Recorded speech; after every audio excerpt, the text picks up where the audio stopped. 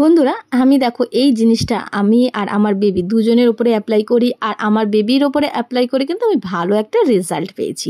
আজকে আমি তোমাদের সাথে শেয়ার করব ডেইলি বেসিক্সে আমি আর আমার বেবি কোন জিনিসটা এই গরমকালে ইউজ করি, যেটাতে কিন্তু বেবিদের স্কিন সাথে বড়দের স্কিন দুটোই কিন্তু ভীষণ ক্লিন আর সফট থাকে।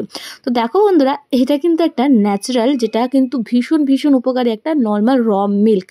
তোমরা তোমাদের বেবিতে যদি ক্লিনজিং ফেস চাও, এক্সট্রা জেন্টেল চাও, মাইল্ড কিছু প্রোডাক্ট ইউজ করতে চাও, যে সোপ এর মধ্যে অনেক রকম খার্স থাকে, বাজে প্রোডাক্ট থাকে যেগুলো বাচ্চাদের স্কিন ডাল করে, বড়দের স্কিন ডাল করে, তো তোমরা কিন্তু চাইলে এইরকম একটা র মিল্ক, যেটা কিন্তু good for your baby and your, আর একটা আলাদাই একটা ক্লিনজিং হিসেবে কাজ করে। আর দুধে থাকা প্রোবায়োটিক বেবিদের স্কিনে এত ভালো একটা গ্লোয়িং অ্যান্ড শাইনিং আনে, প্লাস তোমারও স্কিনে গ্লোয়িং অ্যান্ড শাইনিং আনে। আমি কিন্তু এই গরমে আমার বেবিকে মাসাজে, অয়েল মাসাজের জায়গায় মিল্ক মাসাজ, দই মাসাজ, মধু মাসাজ, এই মাসাজগুলো কন্টিনিউ দিয়ে থাকি, যাতে ওদের মাসাজের যে কনসিস্টেন্সি সেটা যেন ওদের লো না হয়। কারণ মাসাজ কিন্তু বেবিদের জন্য বেস্ট অ্যান্ড বেস্ট পার্ট। আর বেবিদের মাসাজ করাতে হলে মায়েদেরও এরকম করে একটু মাসাজ করতে হয়। আর যেহেতু র মিল্ক ফেসের জন্য ভীষণ ভীষণ উপকারী, তো আমি কিন্তু আমার আয়নকে মাখানোর আগে আমিও একটু মেখে নেই, যাতে ওর এক্সাইটমেন্টটা সেই থাকে। দেখতেই পাচ্ছ গ্লোইনেস, আমি মানে এরকম করে আমার বেবির, এটার মানে তোমার এই র মিল্কটা এতটাই ভালো তোমার জন্য বা তোমার বেবির জন্য। এই গরমে রোদে পড়া বা একটা এক্সট্রা যে ক্লিনজিংয়ের দরকার পড়ে বা যাই হোক, মানে স্কিনের রিলেটেড একটা গুড একটা জিনিস, এর মধ্যে কোনো কিছু অ্যাড করা নেই, নর্মাল র মিল্ক। হ্যাঁ, কিন্তু এটা মনে রাখতে হবে, র মিল্কই নিতে হবে। এটা তোমার বেবির স্কিন পুরো অল বডিতে দিয়ে মাসাজ করতে পারো। এর ফলে কিন্তু তোমাদের বেবিদের স্কিনটা যেরকম সাপেল হবে, সফট হবে, প্লাস যদি তোমার বাচ্চাদের ঘুম না হয়, খিদে না হয়, সেটারও কিন্তু একটা প্রবণতাটা কমে যাবে, ভালোভাবে ঘুমাবে, খিদেও পাবে। কারণ massage good for your baby, মাসাজটা যেরকমই মাসাজ হোক দেওয়াটা প্রয়োজন। তো আমি দেখো আমার আয়নের একবার ছাড়া দুবার একটা লেয়ার করে কিন্তু মাসাজ দিই, যেটা কিন্তু ভীষণ ভালো আমার রেজাল্ট পেয়েছি। অ্যান্ড ইনক্লুডিং আমার আয়ান, আমি আমার আয়নকে যেটা করি সেটা আমিও নিজে করি, কারণ ওরকে কোনো কিছু অড ফিল করাতে চাই না। সো আমি আর ও দুজন মিলেই কিন্তু মাসাজ করি। আমার আয়ন আমাকে মাসাজ করে দেয়, আমি আমার আয়নকে মাসাজ করিয়ে দিই।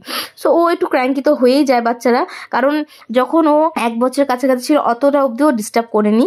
তারপর থেকে যখন অয়েল মাসাজটা একটু একটু করে কম করতাম, ও একটু ডিস্টার্ব করতো। তো দেখো এইরকম করে যখন দুধটা শুকিয়ে যায়, জাস্ট একটু এরকম হোয়াইট হোয়াইট এটা র্যাশ ছেড়ে দেবে, তারপর জাস্ট একটু হালকা হাতে রাব করলেই একটা কালো স্পট টাইপের ওঠে। ওটা হচ্ছে বাচ্চাদের যে এক্সট্রা হেয়ার, সেইগুলো কিন্তু উঠে যায়, তারপরে স্কিনটা কিন্তু গ্লোয়িং অ্যান্ড শাইন হয়। তো দেখো ওকে কিন্তু আমি বাদ দিয়ে নিয়ে চলে এসেছি। আর বাদ দেওয়ার পর অবশ্যই করে একটা ভালো ময়শ্চারাইজার তোমার বেবির ফেসে আর তোমার ফেসে অবশ্যই করে লাগাবে, এতে কিন্তু বেবির স্কিনটা কিন্তু ভীষণ ভালো থাকবে।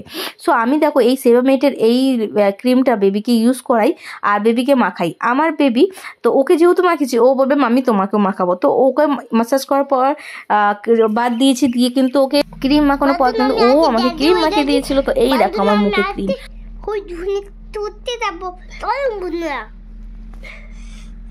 আমার আয়ন রেডি?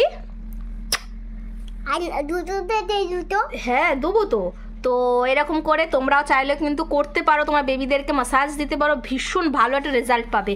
আর অবশ্যই ট্রাই করবে মাসাজ দেওয়ার পর, যখন ওর সাথে সাথে দেখো আমিও মেখে নিচ্ছি, কারণ ও মাখতে চায় না কোনো কিছু। তো ওকে যখনই মাসাজ দিই আমিও করি, আমিও লাগাই। তো এটাতে কি হয়, যদি কোনো র্যাশ বা কিছু প্রবলেম হয়, সেটা আমার যখন হবে তখন আমি বুঝতে পারবো যে এইটা দিয়ে র্যাশ হচ্ছে, ওর প্রবলেম হচ্ছে। তো আগে থেকেই, আর হ্যাঁ কোনো কিছু ইউজ করার আগে অবশ্যই প্যাচ টেস্ট করবে, বা দুধের ক্ষেত্রে প্যাচ টেস্টটা করাটা অতটা ইম্পর্টেন্ট না, নেসেসারি নয়, বাট তারপরেও কিন্তু করতে পারো। ভীষণ ভালো একটা রেজাল্ট দেয় কিন্তু, একটা গ্লোয়িং থেকে শুরু করে একটা ডার্কের একটা লেয়ার পড়ে যায়, সেটা কিন্তু ডে বাই ডে উঠে যায়। অবশ্যই মনে রাখতে হবে মাসাজ করার পর কিন্তু একটা কিছু ক্রিম বা কিছু লোশন বেবির বডি বা এতে দেওয়ার চেষ্টা করবেন। তো অ্যান্ড সবাইকে ফ্লাইং কিস দিয়ে দাও, টাটা করে দাও। দেখো ওখান থেকে দেখো, উঁচু করে দেখো, এরকম উঁচু করে দেখো, এই দেখো এরকম করে দেখো।